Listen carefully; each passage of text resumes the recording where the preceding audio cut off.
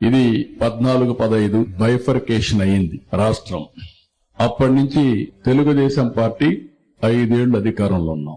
14 నుంచి 18 వరకు 14-15, 18-19.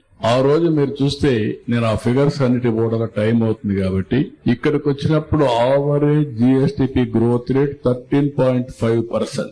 అందులో ఆల్ ఇండియా లెవెల్లో 4.45% కాంట్రిబ్యూషన్ షేర్ వచ్చి మంది 4.45, 4.21 నుంచి పెంచుకుంటూ 4.5 వరకు 4.5కి వెళ్ళాం. ఇక్కడికి వచ్చే కొద్దికి ఆల్ ఇండియా లెవెల్ 10.98 పెరిగారు. అప్పుడు 10.98 పెరిగినా దాన్ని కాంపన్సేట్ చేసి దగ్గర 3% పైన 2.7% మనం హైయర్ గ్రోత్ తీసుకొచ్చాం. ఇక్కడికి వచ్చే కొద్దికి యావరేజ్ అగైన్ 19, 20, 23, 24 అక్కడ 11.14 ఉండేది ఏ రీజన్ పడిపోయిందో 5.94 పడిపోయింది. మొత్తం ఓవరాల్ గా చూసే కొద్దికి 10.32కు తగ్గిపోయారు. అదే సమయంలో ఇక్కడ 10% ఆల్ ఇండియా గ్రోత్ రేట్, దీనికి దానికి ఓన్లీ 0.32నే డిఫరెన్స్.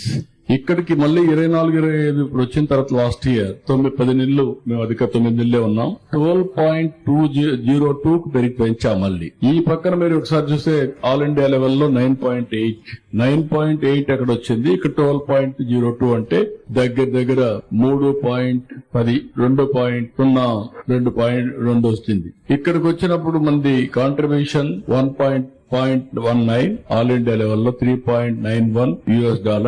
ఈ రోజు USD INR వేసుకుంటే 84.5 వేసుకుంటే ది క్యాలిక్యులేషన్.